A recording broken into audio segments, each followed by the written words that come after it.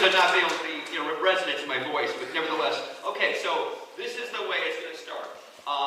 Actually, I think I'll flip a coin to see who actually begins, but Mr. O'Toole or Mr. McDaniel will start first. They're going to give their own presentation, be kind of a straight monologue, and then I'll intercede after that. And I've got plenty of questions here. There's still an opportunity for you to write some questions down. Give it to the back there, Richard in the back. I've got a few of my own. We won't go too extensive here with them. We want to kind of end around the middle of 8:15 or so. So I'm going to flip a coin, okay, right now. Randall, heads or tails? Heads, he's calling, okay. All right, it is, I believe, heads or tails. Yeah, right. Okay, yeah, heads or tails. Okay, so Jeff Danner will go first. Randal O'Toole will follow up, and then we'll do the questions. Yeah, I mean, you said you want to do roughly 25. Okay. Seems 20. Jeff. Well, it's good to be back. I haven't been here 695 times, but probably close to that amount. I always said this is one of my favorite neighborhoods. I do think some of you are from the neighborhood here, somewhere in this crowd. But we've been working on this plan for years. I've been here before you many times talking about what eventually became Greenlight Pinellas. Started off with we were doing our updates on our transit development plan, the MPO long-range transportation plan. I sat on all those boards and commissions the entire 8 years I was on council. And this really, as you know, this came about when DOT came and told us that because Pinellas County is built out, 96% of the land that's available for development is developed, and they can improve our lane miles by maybe 15 or 20% over 30 years, but our vehicle miles were increasing 3 times that amount. At the time, people were buying cars and driving them younger. Our parents and seniors were driving longer. It wasn't a 2-car family anymore. It's a 3, 4-car family. Everyone in Pinellas County needs a car to get around. It's just the way we built the county. We've never really made an investment in transit like the way other communities have. And DOT just really wanted us to start looking at providing options so that we don't get into a gridlock situation down the road. We're not here to advocate against cars, against the road projects, but really what Greenlight does, it gives us a couple opportunities. One, to provide transportation options that are either very limited or non-existent in our community right now. And the other is because we're built out, we can start thinking about how we want to redevelop our community. We're losing population. And while we've only lost 1 or 2%, that's not a big deal. I found out the other day, though, that where we've lost population between 2000 and 2010, 20% of our 30-year-olds left this county. To me, that's scary, and we need to fix that. I say it's not so bad you lose 1%, but of that 1%, when your 30-year-olds are leaving and 20% of our gone, that's our workforce. Those are our kids. That's our future, and we need to figure out why they're leaving. What is it that we can do to keep those people here? We've got an industry based on tourism. Used to be construction. There's not a lot of construction countywide. What construction we do have is residential on the beaches and downtowns. So it's this opportunity, and we've gone out and we've had thousands of meetings throughout this county. Tens of thousands of people have had input on this, talking about these projects. What is it you want? And what Greenlight Pinellas has done was figured that out. This isn't a one-size-fits-all for Pinellas County. This isn't a rail project. It's not a bus project. It's 24 different communities. It's what the technology, what the transportation needs are each of those communities, each of those corridors, each of those work centers, what works, how can we build it into our system to move forward. The light rail plan, which is sort of the spine, which gets a lot of the attention, is one part of this thing. It does go to our employment center. Gateway area has 60,000 people working there. The light rail project is designed to carry people from our 2 largest and populous employment centers in downtown St. Petersburg into Carillon and downtown Clearwater into Carillon. There is a connection over the bridge to the other side of the bay. The Howard Franklin Bridge will be replaced in 5 years. DOT is putting the money into it to build a rail corridor in the center of that. When you connect Gateway and West Shore, those 2 employment centers right now compete for businesses. Once a business moves into this area, it picks which side of the bridge it wants to be in, and then once it picks it, it never crosses that bridge again. We can combine Gateway and West Shore with a bridge that works, that has rail, that has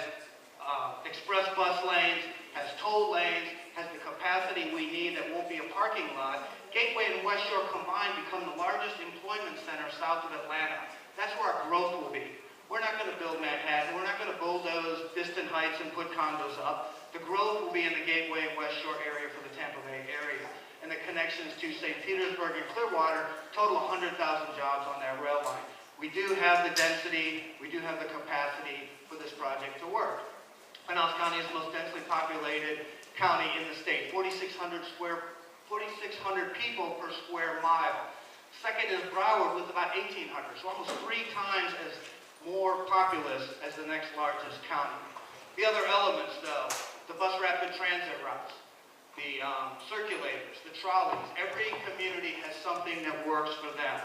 When you go and you talk to our small communities, Safety Harbor, Oldsmar, Tarpon Springs, they love the trolleys. They run 2 days a week. They're funded by a DOT grant that'll go away in 6 months. Those things are packed, standing room only. You can now take a trolley from downtown St. Petersburg to the beaches, all the way up to Sand Key, Clearwater Beach, then go from Clearwater to Dunedin, to Palm Harbor, to Tarpon Springs, Safety Harbor, and Oldsmar, just on trolleys. And that's what people like. For some reason, it's the same thing as a bus. You put a cupola and a cow catcher on it, and it's a trolley. But people like them. But I joke with ours in St. Petersburg that people have figured out the yellow ones come back. Because you have to know the transit system, the blue diesel buses, you have to know the numbers, you have to know the routes, you have to be a transit rider to use them. The trolleys are easy. It's sort of like Transit 101. You can get on it, it goes down to Central Avenue and comes back. The loopers circle around. People get to use the transit system because it's easy and convenient. When we combine 3 routes along Central Avenue, at the south end of the Suncoast Beach trolley with the Route 35 and the downtown looper, we combine 3 into 1, read it every 15 minutes. The ridership increased 35% almost overnight because it was convenient, it was easy, and it was quick. It's a $60 cab ride to go from the Trade Winds to the Dali Museum. Now you can get on a trolley for $2 and make that same ride. Our tourists expect this kind of transportation when they come here. Our most expensive property on the beaches, on the waterfront, is paved over for parking. The only way to get there is to rent a car, drive it to the beach, and park it there all week. Our hospitality workers, PSGA has the money to take them to work, but because they're shift workers, they work past midnight, the buses don't run that late, they have to get a ride home, they have to get a cab ride home. And again, that most expensive property on the waterfront is paved over for cars that sit there all day long. So what did I say? We came up with this plan. Circulators in North County. Suburban development, which we don't have a lot here in St. Petersburg, is challenging for transit. PSGA started these connector routes. With a 24-hour notice, they come off of the main routes from PSTA, go into the subdivisions, will pick you up at your door, bring you back onto the route, get you into the system to get to shopping, get to the doctor's office, things like that. The other opportunity here that we aren't going to be involved in, but it gives the development community and the communities around here that opportunity for redevelopment, that we are so segregated. We don't have to have a community where you live here, and then you have to drive to shop here, and you have to drive to work here, and you have to drive to be entertained here. We can build mixed-use environments that we have in our downtown centers, with the opportunity to redevelop on a smaller scale, give people the opportunity for multi-generational housing, for lifespan housing. When we went and talked about our land code, a different project with St. Petersburg, asked people what they wanted. They said they wanted to be able to, when their kids grew up, not have to live on the other side of town where it was more affordable. When their parents needed help, they didn't have to live in a different part of town for assisted living. Every time you got a raise or change the scale of your housing, you had to move to a different part of the community. People want lifespan housing where they don't have to lose their friends, they don't have to lose their church, they don't have to lose their community. They can live in that same community regardless of their housing needs or their income. Those are the kind of things that we can do as we reinvent ourselves. Those are the things that give you the chance with this vote in Greenlight. By eliminating the property tax and swapping it for the sales tax, if you have a $190,000 house, there's no cost whatsoever to you. You'll eliminate the same amount of money in your property tax that you will spend in your sales tax. The difference is we will collect a lot more money. The county commission will collect it. It is directed then to the transit authority. But the thing is, part of it is the tourist industry. We'll pay up to 40% of it. We've got less than 1 million people, 960-some people. We have to build a road network to accommodate 5 million people a year, and they don't help pay for that. We're happy they're here. We're glad they spend their time on our hotels, employ our people in the bars and restaurants, but we do have to build a transportation network to handle 5 times our population. Most people think it's not a bad thing to help them. Let them help us pay for this. The other part, too, again, as we move forward, it's just deciding what you want. This is your plan. This is not a one-size-fits-all. This isn't going to be rail can't fix this, bus can't fix this, Google cars can't fix this, trolleys, bicycles, I heard on the radio being shot out of a cannon. None of those things are going to fix this. It has to be a myriad of options for everyone. Every different community, every age group, giving people what they need, the options that we currently don't have. So, you've all heard this before. I doubt there's very few people who already have made up their mind on this issue. But it is good that you hear. And what we want at Yes for Greenlight is to get the facts. Get on the Greenlight Pinellas website. There's more information there than you can ever imagine. It's not a 31-page document that was created overnight. 1,800 pages. Everything we need to know on our land use, on the routes, on the ridership, on the potential for development, the areas that it's going to go to. It has the bus plans, the routes, things like that. We've listened to the community. Things changed dramatically. Everyone thought this rail line was going to go down 4th Street. We heard people didn't want it to go down 4th Street. And then someone said, by the way, 4th Street's in a flood zone. So we did. We listened. We listened to people. The plan was changed. You've heard me make this spiel in this neighborhood for years. As it went through the process, we didn't go with any preconceived notion. Now it's your plan. And the good thing is you get to decide. We spent over a year looking at the funding options that are there. County Commission can raise the gas tax. We can go to the state and raise license plate tax, rental car tax, ask them to release the cap on PSDA. You would not have had a vote on any of those things. We decided the best thing was let everyone pay a little. Instead of 300,000 property owners paying for this entire transit system, let everyone that comes here, let everyone that lives here, let everyone that visits pay a little bit into this. But the good thing is you get to vote on this. This is not 4 county commissioners making the decision how to pay for this. This is you. And that's what we want. We want you to get honest information. We want you to know the facts. And we want you to decide. So look up on the Greenlight Pinellas, Yes for Greenlight websites. Learn everything there is to know. There are dozens of more options. The other great thing, and I'll wrap it up. Again, this is kind of a first step for us. We haven't had a transit system. We spend 1/3 the money that communities our size spend on transit. So all these discussions that we would cannibalize the bus system to build a rail system. We don't have a bus system we can cannibalize. It's the bare bones system. Google cars will fix this. High-speed ferry will fix this. We looked at cable-propelled transit. All those things can supplement this. All those things can feed into this. I think this is a great idea for high-speed ferry to come over to Tampa. Once it comes over and parks on the waterfront, what do? If you're beyond walking distance, now we have options. We'll have a transit system that can move you around from downtown where you want to go. Things like that. New technologies that come forward, whether they're Google cars, whether they're car sharing, whether it's bike sharing, will feed into this system in that last mile, first mile route to get you into the system. So again, I think it's a good plan. It is your plan. It was well thought out. Years of studies and listening to the community. And again, what we want you to do is be informed, look at good information, the true information, and you do get the chance to vote on November 4th. So thank you very much.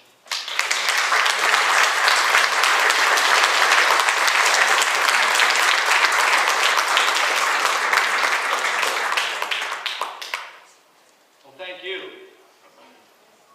Let's see, this was working a second ago.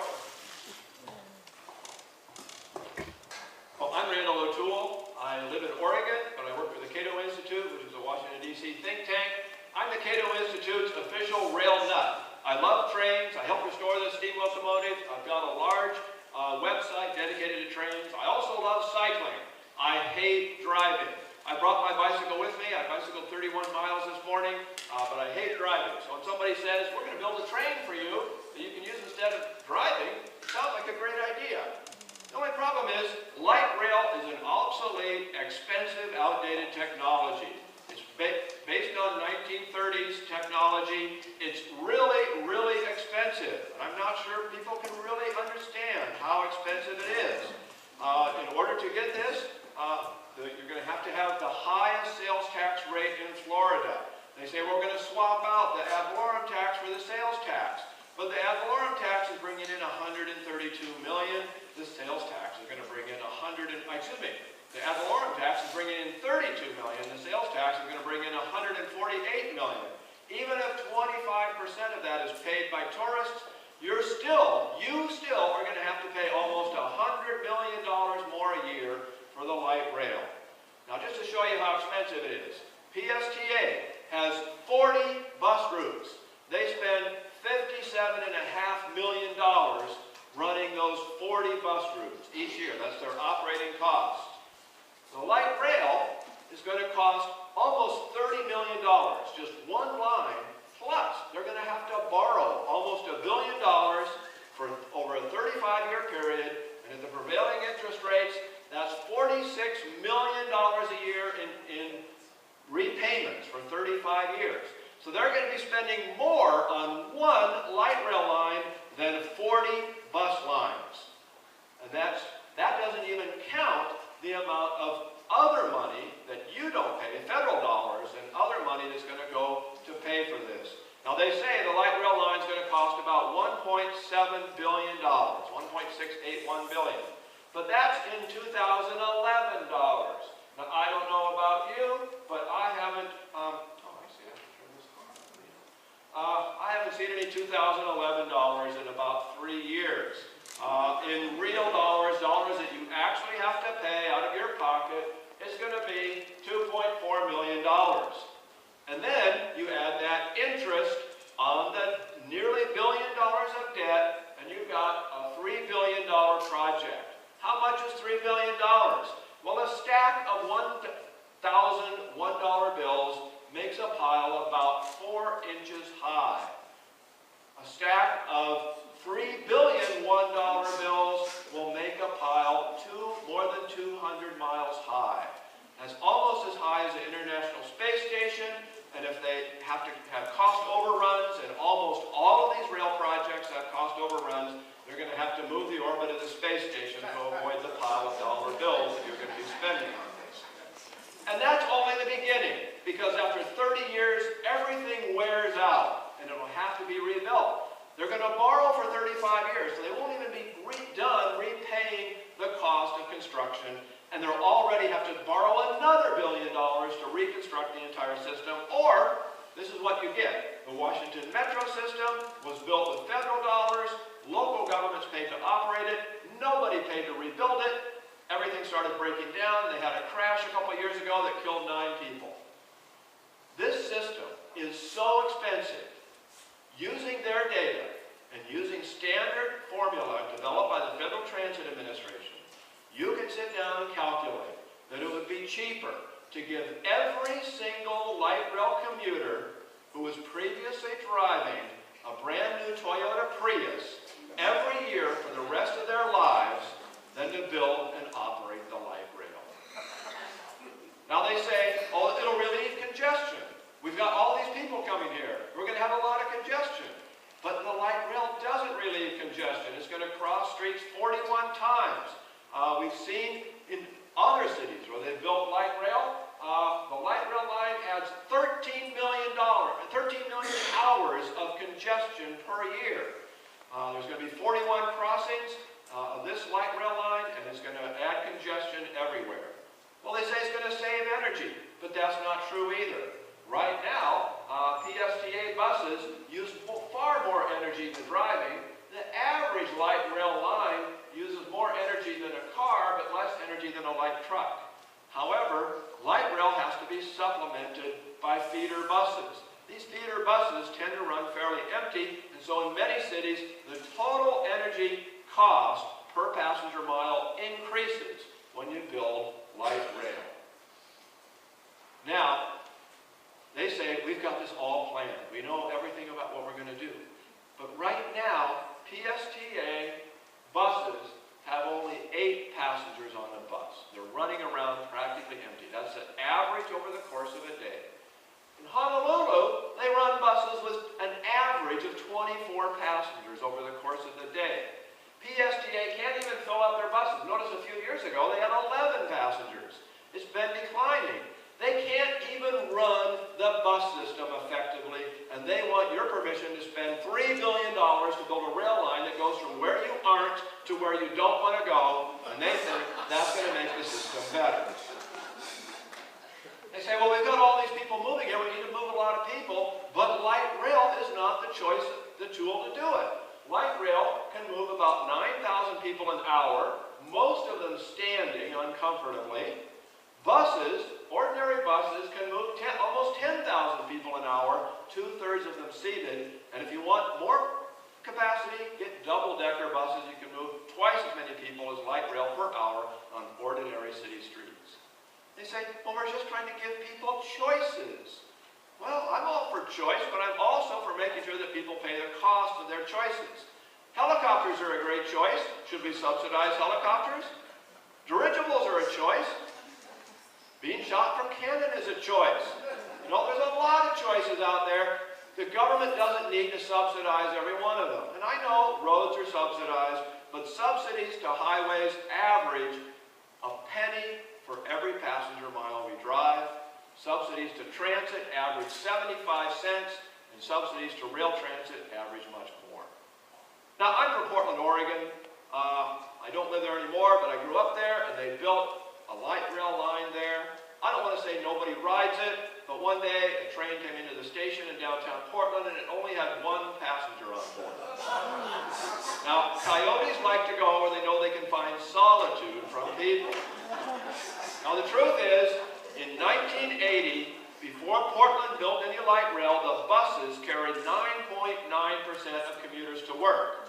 Today, they've built 5 light rail lines, 2 streetcar lines, and a commuter rail line, and they've built dozens of high-density developments along the lines for people to live in so they can walk downstairs and catch a train.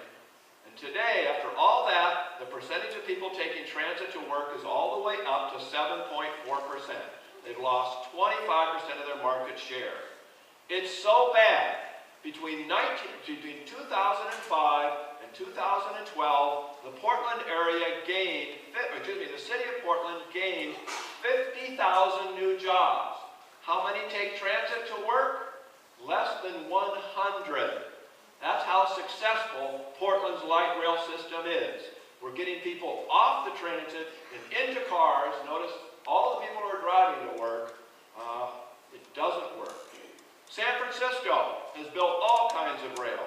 In the last 30 years, they've built 200 miles of rail transit. They've built all kinds of high-density developments along the transit. They've increased their population density by 2/3, and per capita transit ridership has fallen by 1/3.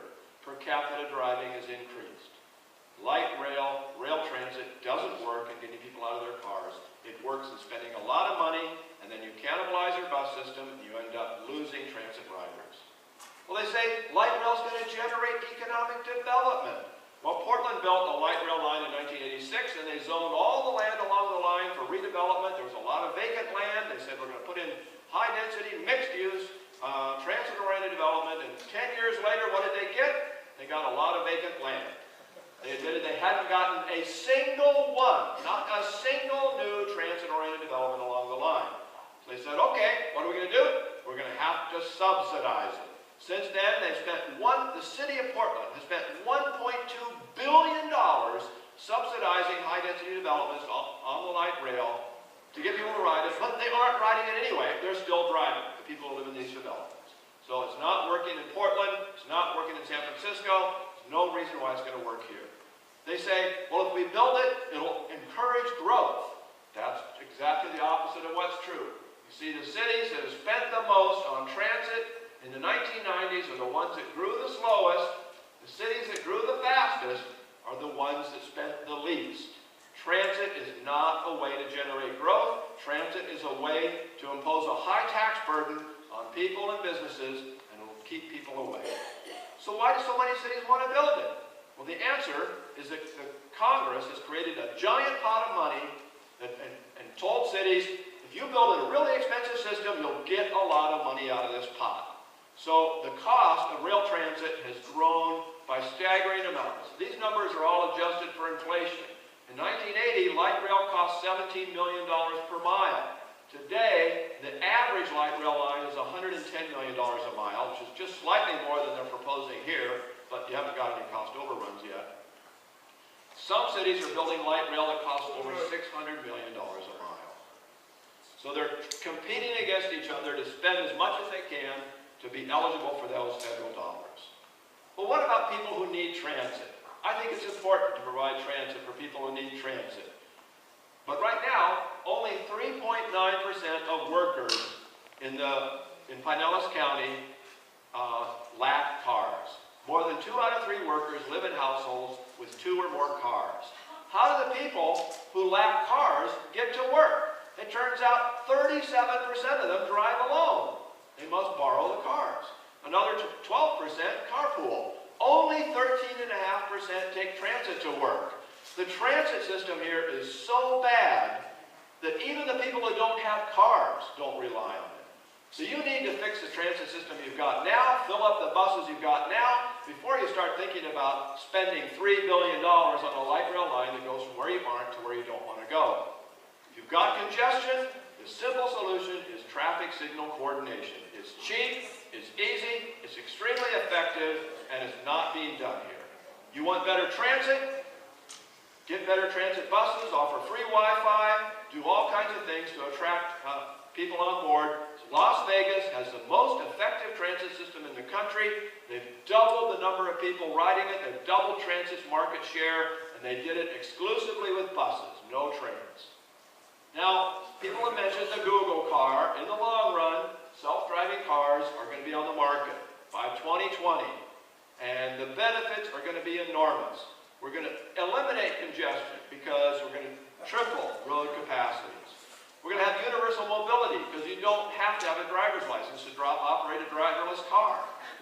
Increased speeds, increased safety, green transport, all kinds of benefits.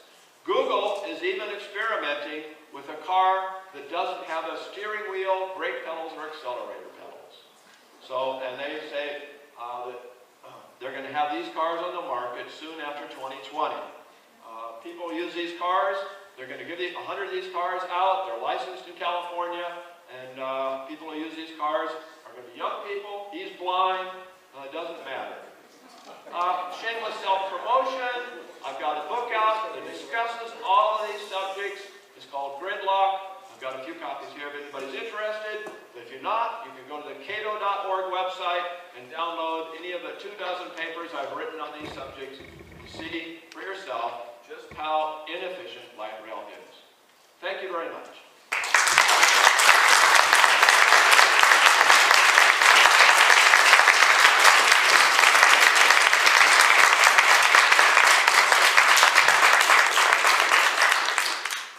Okay, all right. Thank you very much, gentlemen. So let's get into it. Got a lot of questions from all of you. We'll try to get to as many of them as possible. Try not to be redundant. I have a question, though, and this is sincere because I don't know Tax or Tracks got upset about this, so I don't know if you're on the same page regarding privatization, because you wrote a paper supporting privatization. No, I did not. No, I saw it today on your website, 2010. Oh, I did write a paper, but not for this. Right, okay, but so... What I suggested here is that a lot of transit agencies have contracted out transit to private operators. There's still, the government still controls where the transit goes. Anyway, the government still controls where the transit goes, but the private operators, even though they pay property taxes and gas taxes and other things, and they often have unionized workers that the transit agencies don't have, then the private companies manage to do it for a little more than half the cost. That's what Las Vegas did. It enabled them to almost double the buses that they provide around their city without spending more money. So you can have better transit at lower cost than you have today. Okay, thanks. Jeff, one of the things that Randal O'Toole just did talk a lot about was how transit-oriented development, which is a big component, like I know that, yes, I'd like to talk about. He says that it hasn't really shown itself to happen. Can you address that? Well, I know that every city you go to that's had a transit system built in the last 30 years, you can just look at the development around the transit stops. We have no component in this that assumes we're going to subsidize any development for developing around these stations. If you look where these stations are going to go, and one of the factors was to protect our existing neighborhoods. One of the reasons we chose the interstate destroyed a lot of neighborhoods. There's huge development potential on both sides of the interstate. And when you go to look where these transit stops are, there's old abandoned warehouses, there's all the dead-end streets that go up into where the interstate used to let them go through. So the opportunity for development is there. We've got a ton of work going on in downtown St. Petersburg right now, something like 3,000 apartments. But when you look nationally, the amount of commercial and business construction that's going on in the Tampa Bay area is something like 28,000 square feet right now. That's dismal to have an area that's got this much going for it, having this much construction, but right now the entire Tampa Bay area has 28,000 square feet of business and office space under construction. Those are the things that we think we can change. We stay with you, Jeff, for a moment, and that is, I'm going to try to combine a couple questions here. I got a question earlier about how somebody said that all these neighborhood meetings have usually only been in St. Petersburg. They wish they were elsewhere. This is a question from the president of the Seminole Chamber of Commerce, who wants to know what this plan, what the light rail specific, or if anything, will do for Seminole, and then just also North County overall, because I've heard some people concerned about, does this plan work for North County at all? Yeah, we do. It does. And in Seminole isn't on the rail line. However, the bus rapid transit, most of our bus rapid transit lines are the ones running east and west that'll connect the western cities and the beaches to the employment center, to their downtowns on the east side, and to the rail line. So there are lines along from the beach into the new area that wants to. Seminole Mall wants redevelopment. There's going to be a trolley line that will go from the beach to that redevelopment area, which is going to help them bring the tourists up there. And again, the bus rapid transit lines that will connect Seminole into where the gateway area is and the rail line. Okay, great. Let's go to Randal O'Toole. A couple things. One is, I know that you have opposed BRT and light rail projects of different sizes, such as in Panama City, Austin, and now here in Pinellas County. Your answer has been usually double-decker buses, but have you spent, I guess the question is that the only answer here? And is that, in all these different communities that you talk about this, that's the main answer to address the transit issues that we have? Well, the reason I bring up double-decker buses is because they're often saying we need high-capacity transit. And light rail, the light in light rail is not weight, it's capacity. Light rail is low-capacity transit, by definition. So I said, if you want real high-capacity transit, then double-decker buses is the way to go. But do double-decker buses make sense in Pinellas County? Almost certainly not. What you need to do is use the buses you have more effectively. One way to do that is to run them more frequently, stop them less frequently so that they only stop about a mile apart, like the proposed light rail is going to do, but operate them on existing streets. You don't need to build dedicated busways, and that's what I'm opposing in a lot of other cities where they build dedicated busways. Los Angeles spent $22 million a mile building a dedicated busway. During rush hour, they run one bus every 8 minutes. 99.8% of the time, it's empty. It's a total waste of money. Run the buses on the existing city streets, share them with cars, share them with bicycles. I'm a cyclist, I'll share my street with a bus. So if you do that, you can use your resources effectively and provide good transit for people. Okay, Jeff Danner, you want to respond? Yeah, I'm probably the only person in history that ever went to Vegas and never saw the inside of a casino. I flew into a conference in Reno. I went to the downtown center. They had the most advanced bus rapid transit at the time, and I met it. It was run by Viola. Met the operators there, took the transit system to see what their bus rapid transit was. It wasn't a dedicated lane, had the optic eye, it was a great system. But while I was there, I also rode the double-decker buses, and it was a nightmare. You know who wants to get off when you stop at the bus? The guy who's upstairs and in the back. You have to get off, wait for him to come down. It's a spiral staircase. People have to get off the bus to let them get out. It does have capacity, but the time it took at every single stop was 5, 6, 7 minutes. Doesn't work when you have to walk upstairs. Aren't ADA compliant. It doesn't necessarily, it doubles the capacity, but it certainly doesn't help your speed at all.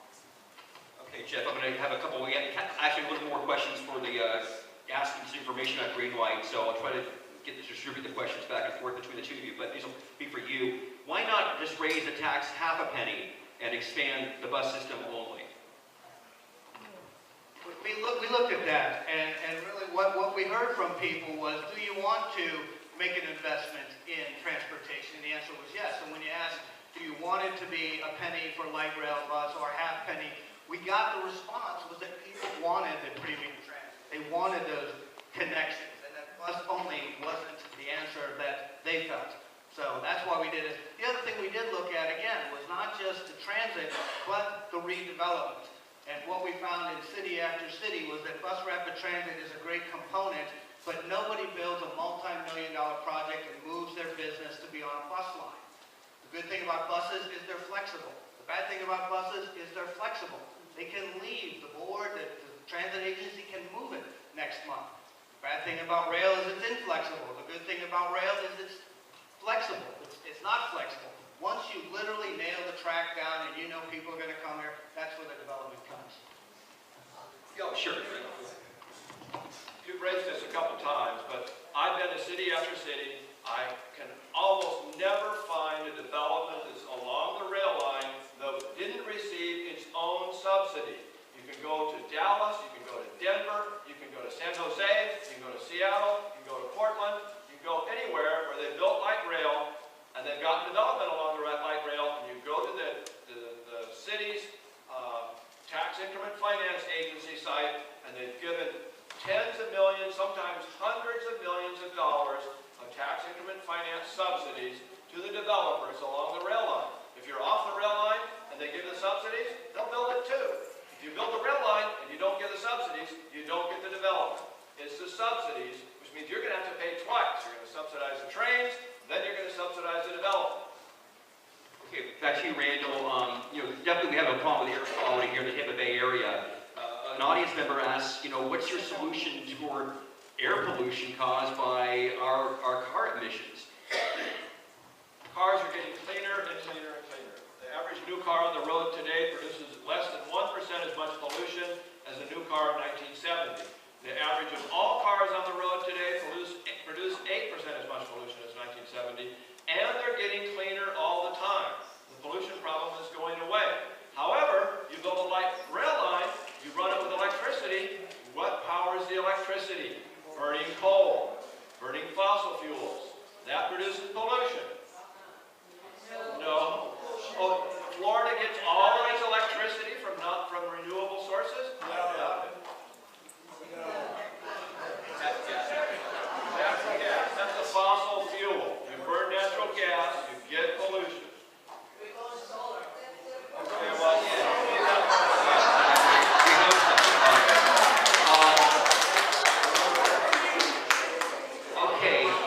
Okay, let's see here. Back to you, Jeff Danner. Somebody asked about why this plan doesn't extend into the white rail plan doesn't go into the black neighborhoods of St. Petersburg and Clearwater, and why not spend money on transit-oriented development there? What the rail plan does, like I said earlier, is it follows where the population is. If this plan goes down First Avenue south into downtown St. Petersburg, there are African-American neighborhoods that are immediately south of there that are within walking distance of the rail lines. It also has the bus program that will circulate through some of our most popular routes, bringing people in. Like I said, the rail component was to go from the three largest employment population centers, but it will serve not only the African-American community, but the entire community through the bus network. This is an issue that Dr. David McCabe brought up on this recent blog, and that is in terms of companies or even individuals who give contributions to the Yes on Greenlight campaign, should citizens be concerned that this will give them an unfair advantage when contracts bids go out to firms wanting to work on some of the construction projects that will be needed to create the light rail network? Good question. No, I don't think so. What we're going to The difference here in Pinellas County is we don't have to encourage people to build here.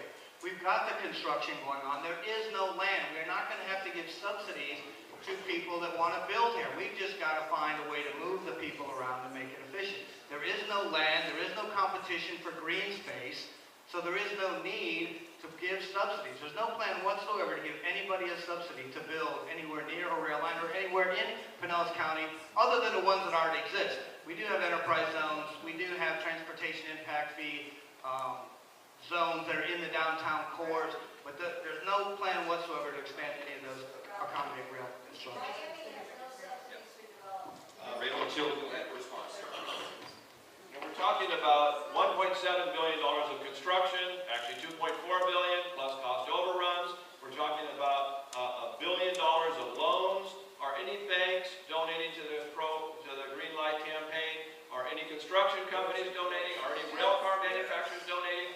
In Denver, they had a campaign, and Siemens, the Koch brothers are not going to make any money from passing or failing this measure. Siemens Transportation, which makes light rail, donated $100,000 to the campaign. After it won, the board of directors of the transit agency immediately gave Siemens a $100 million no-bid contract to buy light rail cars. Why did they give them a no-bid contract? Why didn't they ask for the cheapest bid? It was because Siemens gave them $100,000 to help ensure that the measure would pass. Nobody is going to make money if this measure loses, except they're going to save money on their taxes. Somebody's going to make a huge profit for building a $100 million a mile rail line if it passes. Randal, somebody just mentioned the Koch brothers. Just want to ask you, are they funded by the Koch brothers? Well, you know, I've heard rumors that they are. I have nothing to do with fundraising. I'm serious. I live 2,500 miles away from the Cato offices. Nobody at Cato ever tells me what to do, what position to take. I think a lot of them don't even know I exist. So I understand that the Koch brothers, or rather David Koch, gives Cato about $4 million a year. No, about $1 million a year. I don't know how much. I have no idea. But I understand that Charles Koch hates the Cato Institute. So I don't know what's going on. Let's stay with you, Randal, for a moment. You have used Portland as an example of public transit not encouraging growth in the urban core. Why don't, this is the reader asked, audience member asked, why don't you use examples such as Atlanta, Chicago, Miami, St. Louis, which have all successfully developed their urban areas in conjunction with public transport? Well, I guess I don't find those to be successful examples. Atlanta is a great example of a city that spent billions of dollars building a lot of rail transit, and then they cut back on their bus service. And so today, after they built 100 miles of rail transit and the population has tripled, they now carry fewer transit riders than before they started building rail transit, which means transit per capita transit ridership has fallen by 2/3. Now, they recently decided to give about $300 million in subsidies to developers along one of the rail transit lines, so they are getting some development there. But it's the subsidies, not the transit. Chicago is a disaster. The Chicago Transit Authority is basically about to fall apart. If you take a train from O'Hare to the Loop, you'll find the train going 6 miles an hour because the system is so poorly maintained, they can't afford to go any faster. It's unsafe. Actually, it's true. I've ridden that train many times. Okay.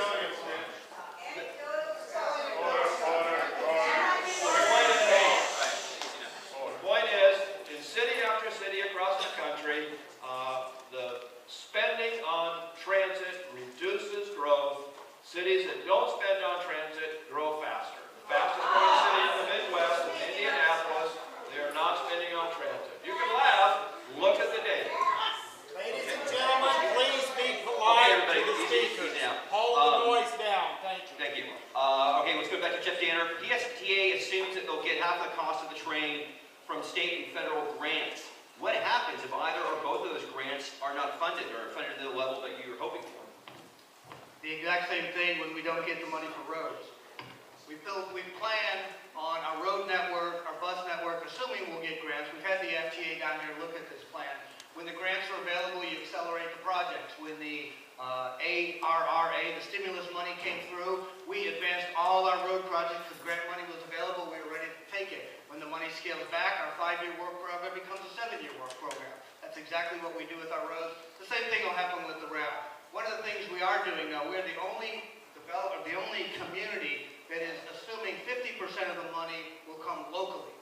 Most communities, some 50% will come from the federal government, 25 from the state, and 25 from the local government. We're going to take on the responsibility, put our skin in the game to come up with 50% of money that moves us to the head of the line on the grant process, because we're going to be asking for less than anyone else.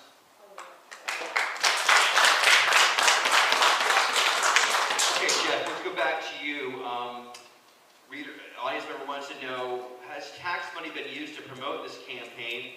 And then a second question, the property values are going down, which should be a proposal to swap. The audience member asked, why are my taxes going up? I know you mentioned that earlier, so I don't know if you want to address that, but taxes used for to promote this campaign, address that. No, what we're doing, and we are required, whether, now that this has a label on Greenlight, and again, I've been coming to this neighborhood for 8 years, having these conversations, you're required to tell people what you're doing with your transit plans. If I came here and said, we're going to talk about the MPO's LRTP, your eyes would roll and have no idea what we're talking about. I said, well, it's going to feed into PSGA's TDP. You get into this acronym speak. We're required to have community input.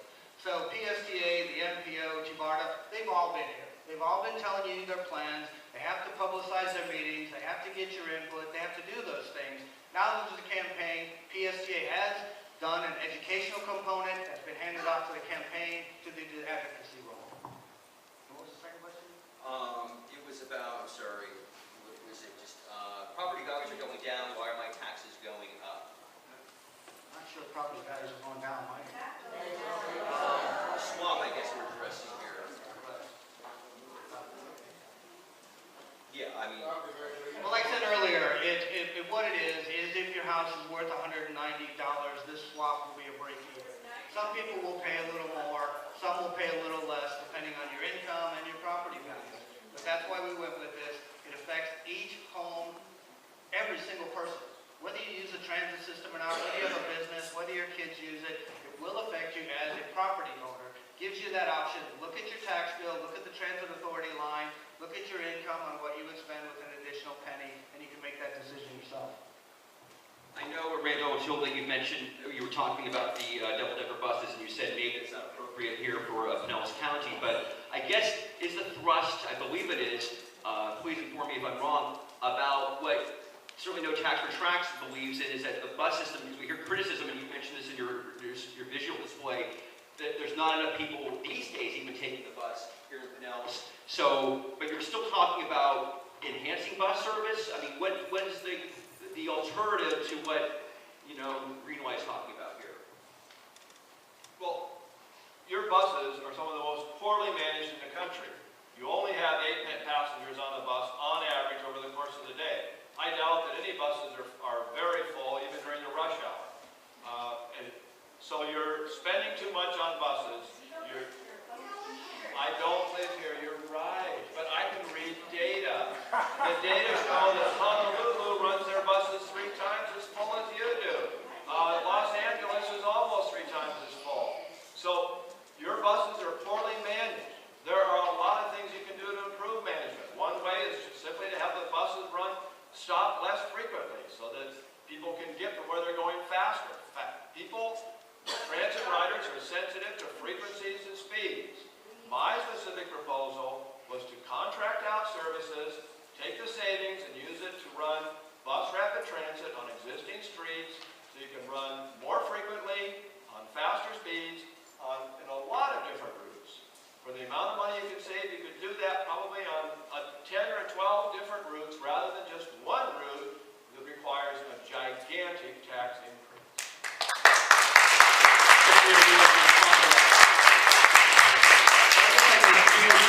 Numbers where our passenger counters are showing 22 passengers per hour per route, so I don't know where the 8 passenger a day number comes from. The buses run 96% of the time on time. People complain that it takes an hour for the bus to get here. It gets there, it's on time. It only is scheduled to run once an hour.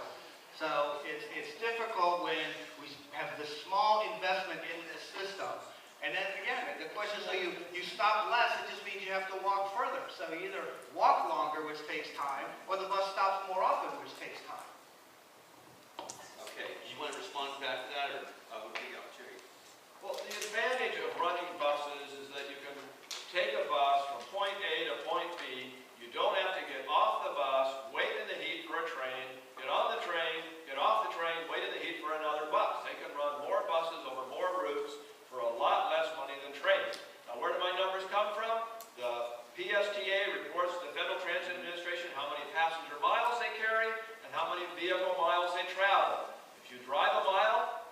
carry 2 passenger miles, you must have had 2 people in your car when you drove that mile.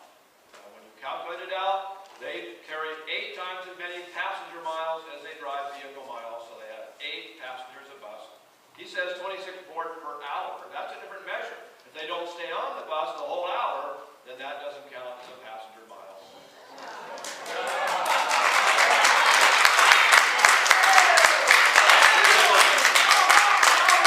Okay, it's a big question, Jeff Dana, because this is, we've heard kind of some, I won't say doomsday scenarios, but if this does not pass, that we may have to cut back service with the current bus service if Greenlight doesn't pass. Is that correct? I mean, please, let us know what goes on if somehow this measure doesn't pass. The most important thing to the passenger PSTA is consistency of service. What we don't want and what we haven't wanted over the years is every year raise the fares to cover the cost of gas, cut the service, eliminate the routes, have it not know when you get up and go to work in the morning that your fare is 50 cents more and the bus is gone. So we need consistent service. PSTA, about 5 years ago, even though we're required to pass a budget every year, we really laid out a 5-year scenario where we raised the fares, we raised and almost capped out the property tax. It gave us the money to build a system that we can maintain for 5 years while we have this community conversation and decide what to do. The fares haven't gone up, your property taxes haven't gone up. We spent our reserves that we put away during the good times to keep that consistency. Where we're at now is, at that point, if this doesn't pass, we don't want to get back in that situation where this year you cut that route, this year you raise this fare. In order to get another 5 years, another 10 years of consistent service, you have to start with a 25 or 28% cut. That'll then give you the consistency to match the rising cost of inflation, gas, drivers, things like that. So if this doesn't pass, in order to provide that consistency, we'll immediately make a 28% cut so that it will remain consistent for 5 to 10 years on. Thanks. Okay, this is a question for both of you men, and I think there's one word I can't read here, but I think I get the gist of the question, and that is because we're talking a lot about bus service, which Greenlight, of course, it would enhance bus service. Randal O'Toole, you say we should, just refix the buses right now. This member of the audience says, I saw many job openings on Craigslist that include the phrase, bus riders, please do not apply. Doesn't the transit system currently prevent many folks from getting a job right now? I mean, can you address that at all? I have no idea why anybody would say bus riders not apply, but we know that buses are slow because they make frequent stops. They don't have rapid buses here. For very little extra money, you can have rapid bus service. It works a lot better. Kansas City gained 50% more riders by having rapid bus service on existing streets without building any new dedicated lanes. And that could get people to where they want to go a lot faster than they're getting today. The idea that you need to spend billions of dollars to speed up transit just a tiny bit is to me a complete waste. Okay. Jeff, want to press that, or? Okay, let's move on. Okay, let's go back to Randal O'Toole. Let's see here. Have you considered, again, talking about buses, have you considered that buses are not full because they are currently not enough to provide a consistent, reliable transportation option? There's a myth that if you spend more money on transit, you're going to get more transit riders. Pinellas County absolutely disproves this myth. I showed you that in 1991, the PSTA buses carried an average of 11 riders per bus. Between 1991 and 2005, they greatly expanded bus service. They increased the frequencies, they went to more areas, and guess what? The number of riders per bus declined from 11 to 5.4. It fell by 50%. Then they had a recession, and they cut back on bus service, and suddenly the number of riders per buses grew to 8. So does that mean that you should spend less money to get more riders? Should you spend more money to get less riders? I think you need to reconfigure your system to work better for people rather than working better for the taxpayers or the transit agency that's trying to spend as much of your money as they can.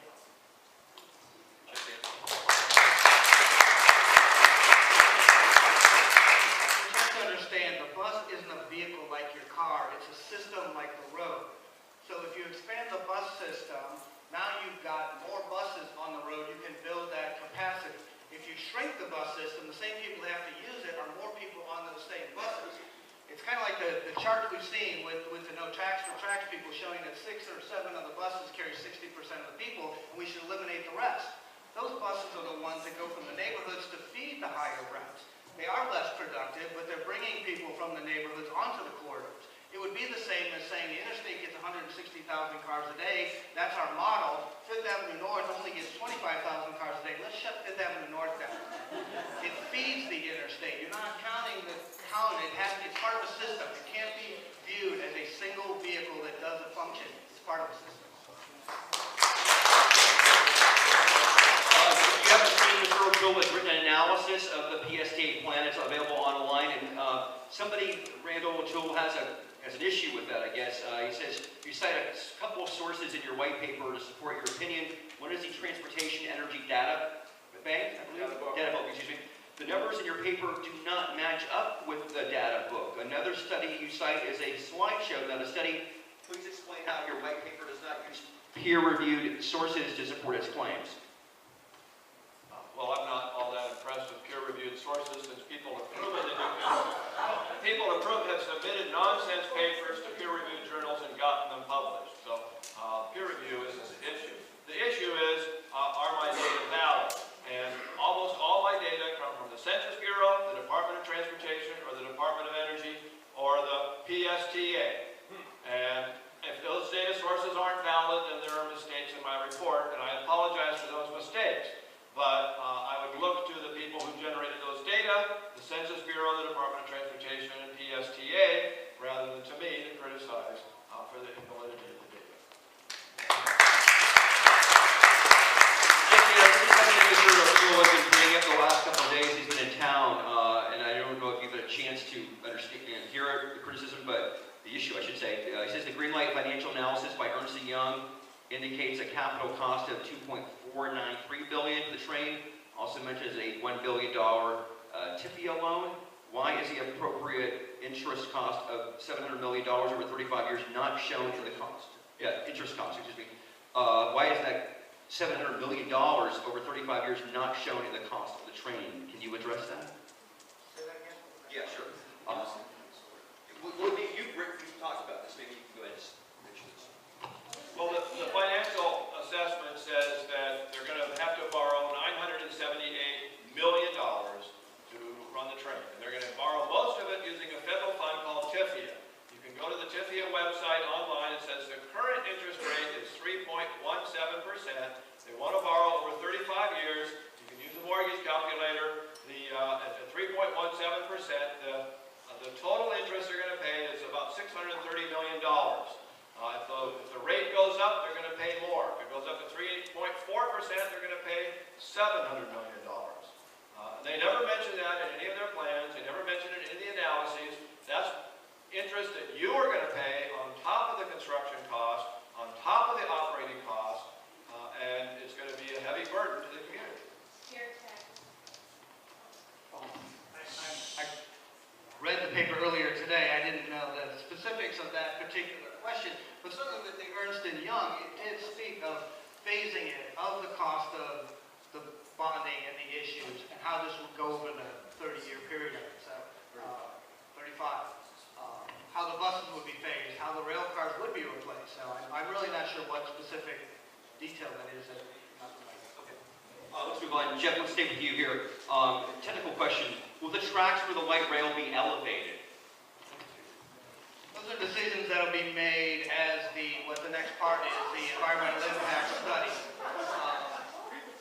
What you have to do, and that's a very expensive thing, that'll determine which side of the road, where specifically the stops will be made. There will be opportunities for things where you'll have to elevate it to get in and around the interstate. As it comes down the interstate and makes that left turn on First Avenue South, there's an area that might have to be elevated. As it goes through the interstate, those decisions will be made. Elevated rail is considerably more expensive than that grade, which is one of the reasons we chose the interstate and that right-of-way to avoid as much of that expense as possible.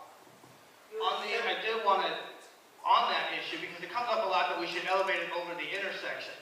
And I think it's a mistake to say that these trains are running through the middle of every single 41 intersections.